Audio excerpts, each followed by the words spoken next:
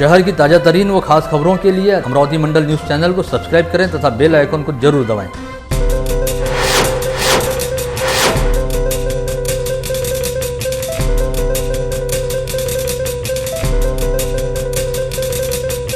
नमस्कार, दैनिक अमरावती मंडल के मंडल news bulletin में आप सभी का स्वागत है।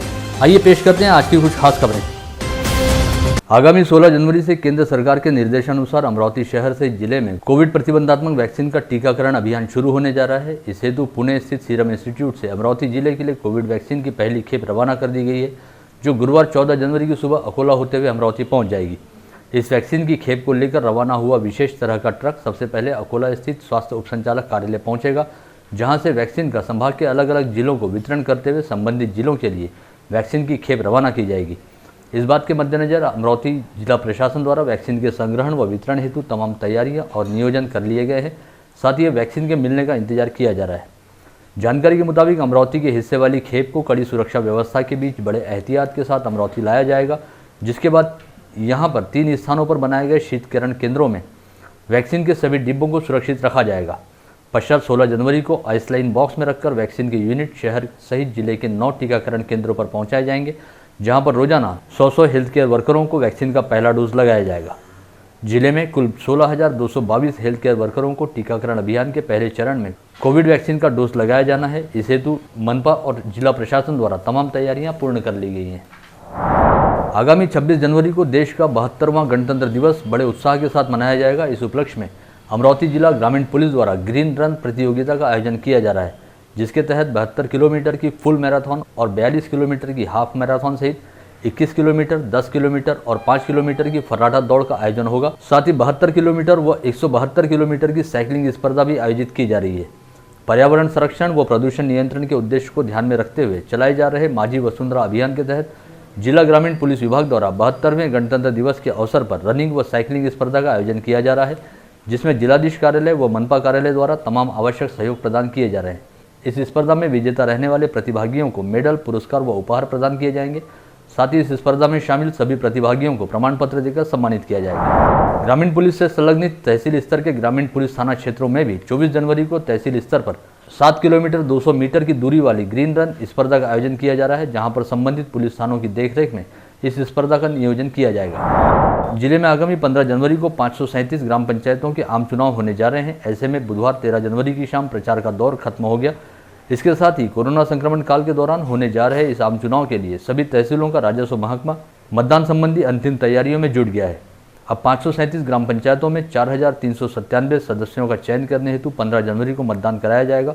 कोरोना संक्रमण के साए में होने जा रहे इस चुनाव के समय मतदान केंद्रों पर मतदाताओं की भीड़ न हो, इस हेतु इस बार प्रत्येक मतदान केंद्र पर 1200 की बजाय 700 से 800 मतदाताओं को ही जोड़ा गया है।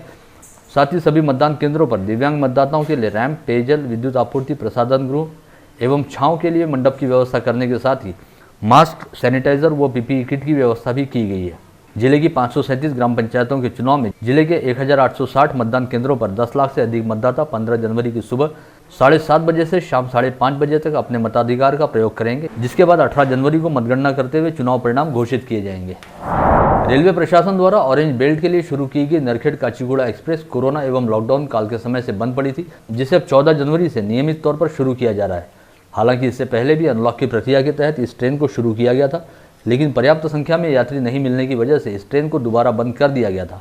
ऐसे में अब एक बार फिर 14 जनवरी से इस ट्रेन को नियमित तौर पर शुरू किया जा रहा है। इसके साथ ही इस रेलवे ट्रैक पर बसे ग्रामीण इलाकों के पास एक बार फिर से आवागमन का शानदार साधन उपलब्ध रहेगा। वहीं विगत मार्च माह से बंद पड़ी अमरावती मुंबई अंबा एक्सप्रेस आगामी 22 मार्च से शुरू करने के संकेत रेल मंत्रालय द्वारा दिए गए हैं। पता चला है कि मुंबई एक्सप्रेस के डिब्बों, वॉशिंग कर्मचारी एवं चालक दल आदि की जानकारी वरिष्ठ अधिकारियों द्वारा मंगाई गई है। यह ट्रेन एक बार फिर शुरू होने के चलते पश्चिम रिजर्व के यात्रियों हेतु मुंबई आना जाना पहले की तरह सुविधाजनक होगा। वैराग्य मूर्ति संत गाड़गे बाबा की जयंती का औचित्य साधते हुए आगामी 23 फरवरी को संत गाड़गे बाबा अमरावती विद्यापीठ का 37वां दीक्षांत समारोह आयोजित होने जा रहा है। साथ ही समारोह में बतौर प्रमुख अतिथि केंद्रीय भूतल परिवहन मंत्री नितिन गडकरी तथा सर्वोच्च न्यायालय के न्यायमूर्ति भूषण गवई उपस्थित रह सकते हैं, ऐसी विश्वसनीय जानकारी है। पता चला है कि दीक्षांत समारोह के मद्देनजर विद्यापीठ प्रशासन ने कुलगुरु मुरलीधर चांदेकर के मार्गदर्शन में जोरदार तैयारी शुरू की है और इस समय विद्यापीठ में पदवी व पदक बनाने का काम चल रहा है। 35 वर्ष की आयु में पहुंचने के बावजूद नौकरी की खोज करते हुए हताश होकर वाशिम निवासी गजानन राठौड़ नामक एक सुशिक्षित बेरोजगार युवक ने सीधे राज्य के मुख्यमंत्री उद्धव ठाकरे को पत्र लिखकर कहा कि या तो उसे एक अच्छी सी नौकरी दी जाए या फिर सरकार द्वारा उसकी किसी अच्छी लड़की से शादी करवाई जाए, क्योंकि नौकरी नहीं रहने की वजह से कोई भी व्यक्ति उसके साथ अपनी बेटी का विवाह करवाने को तैयार नहीं है। इस हताश युवक का यह पत्र इस समय सोशल मीडिया पर जबरदस्त ढंग से वायरल हो रहा है। साथ ही इस पत्र के जरिए इस युवक ने अपने जैसे लगभग सभी सुशिक्षित व बेरोजगार युवकों की व्यथाओं और भावनाओं को व्यक्त किया है, जिसकी वजह से यह युवक और उसके द्वारा लिखा गया पत्र जबरदस्त ढंग से चर्चा में है। शहर के सभी शॉपिंग मॉल में सुरक्षा की दृष्टि से फायर ऑडिट करवाए जाने का निर्देश पुलिस आयुक्त डॉक्टर आरती सिंह द्वारा मंगलवार को जारी किया गया। पुलिस आयुक्तालय में शॉपिंग मॉल के संचालकों व व्यवस्थापकों के साथ बुलाई गई बैठक में सुरक्षा संबंधी बातों की समीक्षा करते हुए पुलिस आयुक्त डॉक्टर आरती सिंह ने फायर ऑडिट को जरूरी बताया। इस समय पुलिस आयुक्त डॉक्टर सिंह ने कहा कि मॉल में अचानक आग लग जाने की स्थिति में बाहर निकलने का रास्ता स्पष्ट रूप से दिखाई दे, ऐसे स्थान पर होना चाहिए।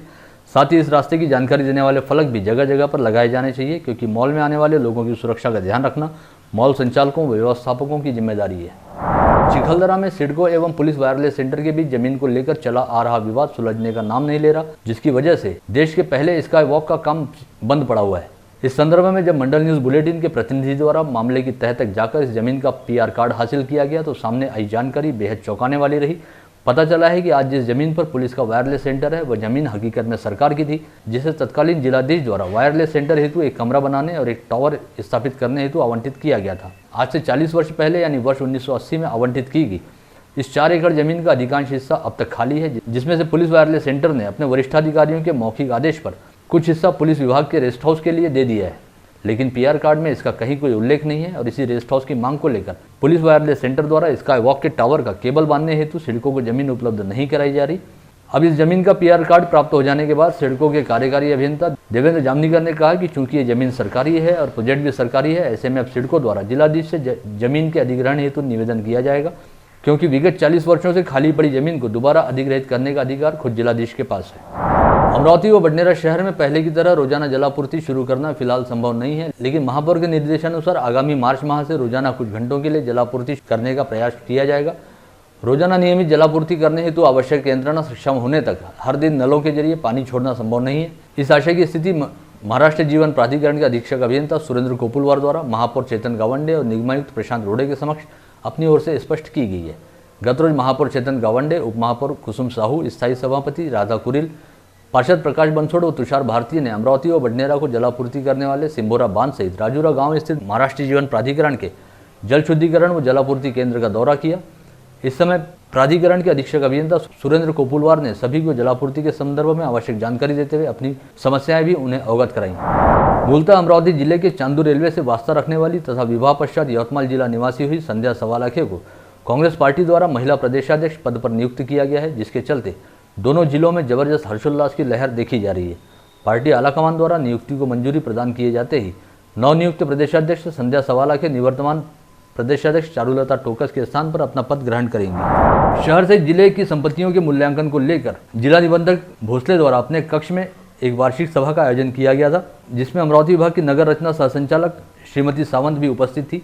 इस वार्षिक सभा में निबंधक कार्यालय द्वारा एकता प्रॉपर्टी ब्रोकर एसोसिएशन के प्रतिनिधियों को भी आमंत्रित किया गया था, जिनके साथ मूल्यांकन व मुद्रांक अधिकारियों ने रेडी रेकनर की दरों सहित तमाम जरूरी बातों पर आवश्यक चर्चा की। इस समय एकता प्रॉपर्टी ब्रोकर्स एसोसिएशन के अध्यक्ष कैलाश गिरोड़कर के नेतृत्व में प्रॉपर्टी ब्रोकर का काम करने वाले प्रतिनिधियों ने विभाग के अधिकारियों को बताया कि अमरावती शहर के विभिन्न इलाकों में रेडी रेकनर की दरों में कई तरह की असमानता है, जिसे तत्काल प्रभाव से दूर किए जाने की जरूरत है। साथ ही इस समय एसोसिएशन द्वारा सर्वर की कनेक्टिविटी रेगुलर करने तथा तहसील कार्यालय के ग्रामीण रजिस्ट्रार ऑफिस में 2 शिफ्ट में काम करने की मांग भी रखी गई, जिसे जिला निबंधक द्वारा स्वीकार करते हुए इस विषय को लेकर आवश्यक कदम उठाए जाने का आश्वासन दिया गया। स्थानीय उद्योजक नितिन मोहोड़ ने बुधवार 13 जनवरी को सिटी कोतवाली पुलिस थाने पहुंचकर अमरावती कृषि उत्पन्न बाजार समिति द्वारा संचालित की जाने वाली होलसेल सब्जी मंडी में दलालों द्वारा किसानों की लूट के संदर्भ में शिकायत दर्ज कराई। नितिन मोहोड़ के मुताबिक सब्जी मंडी में किसानों से अड़त व्यवसायियों द्वारा नियमानुसार दलाली या कमीशन नहीं लिया जा सकता है। ऐसे में इन व्यापारियों द्वारा एडवांस के नाम पर रकम काट ली जाती है, जो सीधे सीधे किसानों के साथ ठगी और झांसेबाजी है, जिसमें अड़त व्यवसायियों के साथ साथ मंडी पदाधिकारियों और अधिकारियों की मिलीभगत है। अतः इन सभी के खिलाफ अपराध दर्ज किया जाना चाहिए। स्थानीय मनपा प्रशासन द्वारा प्रत्येक बुधवार को नो व्हीकल डे मनाया जाता है। इस दिन किसी को भी मनपा कार्यालय परिसर के भीतर दुपहिया व 4 पहिया लेकर आने की अनुमति नहीं होती। यह व्यवस्था पर्यावरण संरक्षण के साथ ही शारीरिक स्वास्थ्य के लिहाज से शुरू की गई थी, ताकि लोग बाग सप्ताह में एक दिन ईंधन चलित वाहनों का प्रयोग करने की बजाय साइकिलों का प्रयोग करें। इस अभियान के शुरुआती दौर में मनपा के सभी पदाधिकारियों व अधिकारियों द्वारा साइकिल पर सवार होकर बड़े जोर शोर के साथ अपनी फोटोबाजी की गई थी, लेकिन समय बीतने के साथ ही यह अभियान एक महज दिखावा बनकर रह गया है, क्योंकि अब मनपा के सभी अधिकारी, कर्मचारी व पदाधिकारी मनपा कार्यालय के बाहर तक अपने वाहनों से आते हैं और नेहरू मैदान सहित मनपा के आसपास बने पार्किंग स्थलों एवं सड़कों के किनारे अपने वाहन खड़े करते हुए मनपा कार्यालय में पैदल प्रवेश कर इस अभियान की इतिश्री कर लेते हैं। ऐसे में मनपा की पार्किंग में लगने वाले सैकड़ों वाहन जब बुधवार को मनपा के आसपास स्थित पार्किंग स्थलों और सड़कों के किनारे पार्क किए जाते हैं तो इससे अन्य लोगों को काफ़ी परेशानियों और दिक्कतों का सामना करना पड़ता है। बुधवार 13 जनवरी को राजकमल चौक से गांधी चौक की ओर जाने वाली सड़क के किनारे महानगर पालिका से संबंधित लोगों के कई वाहन सड़क किनारे खड़े देखे गए। तिल संक्रांत पर्व पर छोटे बच्चों के लिए लूट और महिलाओं हेतु हल्दी कुमकुम कार्यक्रम का आयोजन किया जाता है, जिसमें महिलाओं द्वारा आपसी स्नेह बढ़ाने हेतु एक दूसरे को उपहार स्वरूप वाण प्रदान किया जाता है। साथ ही छोटे बच्चों को भी लूट में कई तरह के छोटे छोटे उपहार प्रदान किए जाते हैं। ऐसे में 14 जनवरी को मनाए जाने वाले मकर संक्रांति पर्व से एक दिन पहले बाजार में वाण व लूट से संबंधित साहित्य खरीदने हेतु महिलाओं की जबरदस्त भीड़ उमड़ी और बाजार में काफी हद तक रौनक दिखाई दी। संत शिरोमणि सीताराम दास बाबा की पुण्यतिथि महोत्सव के उपलक्ष्य में बुधवार 13 जनवरी को दशहरा मैदान स्थित संकट मोचन हनुमान मंदिर से महिलाओं द्वारा भव्य कलश यात्रा निकाली गई। इसके बाद बाबा की कृपापात्र शिष्या साध्वी सुश्री बंगलाश्री जी के मुखारबिंद से रामचरितमानस के नवान पारायण की शुरुआत हुई। जिले में बुधवार 13 जनवरी को कोरोना के 53 नए संक्रमित मरीज पाए गए। इसके साथ ही जिले में कोरोना के कुल संक्रमितों की संख्या 20,503 पर जा पहुंची। बुधवार को RT-PCR टेस्ट में 42 और रैपिड एंटीजन टेस्ट में 11 लोगों की रिपोर्ट पॉजिटिव आई, जिनमें 3 अल्पवयीन बच्चों सहित 31 पुरुषों व 19 महिलाओं का समावेश रहा। इसमें अमरावती शहर के 33 और ग्रामीण इलाकों के 20 लोगों का समावेश है। चांदूरबाजार तहसील के देवरवाड़ा गांव निवासी विजय सुखदेवराव सुने नामक 40 वर्षीय किसान सोमवार की रात से लापता है। इस किसान के लापता होने के बाद पाया गया कि उसने अपने घर से रवाना होने से पहले अपना मोबाइल और अपने द्वारा लिखा गया एक पत्र अपने घर पर ही छोड़ा था। इस पत्र में लिखा गया है कि वह आत्महत्या करने के लिए अपना घर छोड़ रहा है। इस बात का पता चलते ही सुने परिवार सहित देवरवाड़ा व शिरजगांव कस्बा परिसर में जबरदस्त खलबली व्याप्त है।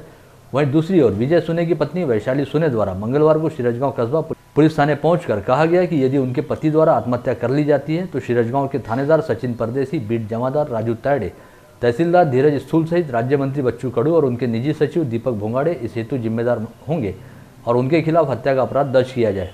ऐसे में इस मामले को गंभीरता से भांपते हुए उपविभागीय पुलिस अधिकारी पोपट अब्दागिरे इस समय सिरजगांव थाने में ठिया लगाए बैठे हैं और विजय सुने की तलाश में 2 पुलिस पथकों को अलग अलग दिशा में रवाना किया गया है। जिला ग्रामीण अधीक्षक के आदेश पर पुलिस क्षेत्र में कॉम्बिंग ऑपरेशन चलाया जा रहा है। इसी कड़ी में चांदूर बाजार पुलिस ने आज सुबह एक घर में छापामार कार्रवाई करते हुए शुभम तरारे को हिरासत में लेकर उसके पास से 2 तलवारें जब्त की। पुलिस ने आरोपी के खिलाफ आर्म्स एक्ट की धाराओं के तहत अपराध दर्ज किया है। शहर के नागपुरी गेट पुलिस थाना क्षेत्र में रहने वाले पान मटेरियल व्यवसायी शोएब मेमन और मोहम्मद नईम मंगलवार की रात दुकान बंद कर अपने घर की ओर जा रहे थे, तभी कब्रिस्तान पुलिया के पास 2 से 3 अज्ञात बदमाशों ने उनकी आंखों में मिर्च पाउडर झोंक दिया और उनके पास से 52,000 रुपये छीन लिए। इस समय इन दोनों द्वारा लूटपाट का विरोध किए जाने पर बदमाशों ने उनके हाथ और गले पर वार कर उन्हें घायल कर दिया और फरार हो गए। पश्चात दोनों घायलों को तुरंत इरविन अस्पताल में लाया गया। इस मामले को लेकर पुलिस में फिलहाल कोई शिकायत दर्ज नहीं कराई गई है। हालांकि जानकारी मिलने पर पुलिस ने अपने स्तर पर इस मामले की तहकीकात शुरू कर दी है। जिले के ग्रामीण क्षेत्रों में होने वाले ग्राम पंचायत चुनाव के मद्देनजर शहर सहित जिला ग्रामीण पुलिस द्वारा अपने कार्य क्षेत्रों में एक्शन मोड पर काम करना शुरू कर दिया गया है, जिसके तहत ग्रामीण पुलिस द्वारा अब तक 1000 के आसपास लोगों के खिलाफ प्रतिबंधात्मक कार्रवाई की गई है। साथ ही सभी ग्रामीण क्षेत्रों में नाकाबंदी को जबरदस्त ढंग से बढ़ा दिया गया है और आचार संहिता जारी होने के बाद अब तक करीब 30,17,000 रुपयों की शराब जब्त करते हुए 34 लाख रुपयों का जुआ भी पकड़ा गया है। वहीं ग्रामीण पुलिस आयुक्तालय क्षेत्र के 10 पुलिस थानों में से 6 पुलिस थाना क्षेत्रों में 100 ग्रामीण इलाकों का समावेश है, जिसमें से 60 ग्राम पंचायतों के चुनाव हो रहे हैं। ऐसे में शहर पुलिस आयुक्तालय भी पूरी तरह से अलर्ट नजर आ रहा है और धारा 107 के तहत 643 लोगों पर प्रतिबंधात्मक कार्रवाई की गई है। वहीं धारा 151(1) के तहत 53 लोगों पर कार्रवाई करते हुए शराबबंदी अधिनियम की धाराओं के तहत 83 लोगों पर कार्रवाई की गई है। प्रत्येक ठिकाणी आपण रूट मार्च पण प्रत्येक ठिकाणी नाही घेतला, पण इम्पॉर्टंट सेन्सिटिव्ह विलेजमध्ये रूट मार्च सगळं घेतलेलं आहे आणि भरपूर अवैध धंद्याच्या विरुद्ध कारवाई पण झालेला आहे आणि प्रिव्हेंटिव्ह ॲक्शन 107, 110 आणि 93 प्रमाणे भरपूर प्रिव्हेंटिव्ह ॲक्शन आपण केलेलं आहे आणि बाहेरून पण बंदोबस्त भेटलेला आहे आपल्याला आणि असं एक कॉन्फिडेंस आहे पूर्ण शांतताने पार पडेल म्हणून। स्थानीय फ्रेजरपुरा पुलिस थाना क्षेत्र अंतर्गत शादी का झांसा देकर एक युवती का यौन शोषण किए जाने का मामला सामने आया है। युवती की शिकायत के आधार पर पुलिस ने आरोपी सचिन गवई के खिलाफ अपराध दर्ज करते हुए मामले की जांच शुरू कर दी है। मूर्तियापुर एटीएस टीम ने आज बुरगांव परिसर में पेट्रोलिंग के दौरान तेलीपुरा चौक में रहने वाले उमेश जबुलकर के घर से गांजा और तलवार जब्त की। आरोपी के खिलाफ विभिन्न धाराओं के तहत अपराध दर्ज किया गया है। ग्रामीण पुलिस थाना क्षेत्रों में विगत 1 वर्ष के दौरान 324 मोबाइल चोरी अथवा गुम हो चुके थे। ऐसे मामलों की जांच करते हुए ग्रामीण साइबर सेल ने 324 में से 120 मोबाइल ढूंढने में सफलता पाई है, जिसके बाद जिला पुलिस अधीक्षक कार्यालय में SP doctor Hari Balaji N व पुलिस उपाधीक्षक श्याम घुगे के हाथों मूल मालिकों को ये 120 मोबाइल वापस लौटाए गए। आसेगांव पूर्णा पुलिस ने बुधवार के तड़के बस स्टॉप परिसर में नाकाबंदी व कॉम्बिंग ऑपरेशन के दौरान टाटा इंडिगो वाहन सहित देशी शराब की 28 पेटियां जब्त की। इस कार्रवाई में पुलिस ने वाहन चालक अब्दुल जलील को हिरासत में लेकर उसके पास से 2,76,888 रुपये का माल बरामद किया। जिले के लूनी पुलिस थाना क्षेत्र में अकोला हाईवे पर मंगलवार की रात एक तेज रफ्तार कंटेनर ने मोटरसाइकिल सवार राजू शेलुकार को अपनी चपेट में लिया। इस हादसे में मोटरसाइकिल सवार युवक के दोनों पैर बुरी तरह से क्षतिग्रस्त हो गए। ग्रामीण अपराध शाखा पुलिस की टीम ने आज भमोरा परिसर में मोबाइल चोर संजय ताड़े को हिरासत में लिया और उसके पास से चोरी के 2 मोबाइल जब्त किए गए हैं। शहर पुलिस आयुक्त डॉक्टर आतिश सिंह के नेतृत्व में बनाई गई सीपी स्पेशल स्क्वाड की टीम ने मंगलवार की रात भीमनगर परिसर में खेले जा रहे जुआ अड्डे पर छापामार कार्रवाई करते हुए 13 जुआरियों को गिरफ्तार किया और उनके पास से 21,000 रुपये का माल जब्त किया। सरकारी ठेकेदार से वर्क ऑर्डर निकाल कर देने के लिए चपरासी के माध्यम से 30,000 रुपये की रिश्वत मांगने वाली जिला परिषद निर्माण कार्य विभाग की महिला उप अभियंता को एंटी करप्शन ब्यूरो की टीम ने रंगे हाथ पकड़ते हुए अपनी हिरासत में लिया है। इसी के साथ आज का बुलेटिन यहीं समाप्त होता है। कल दोबारा आप सभी से मुलाकात होगी ऐसे ही कुछ खास खबरों को लेकर। तब तक के लिए नमस्कार।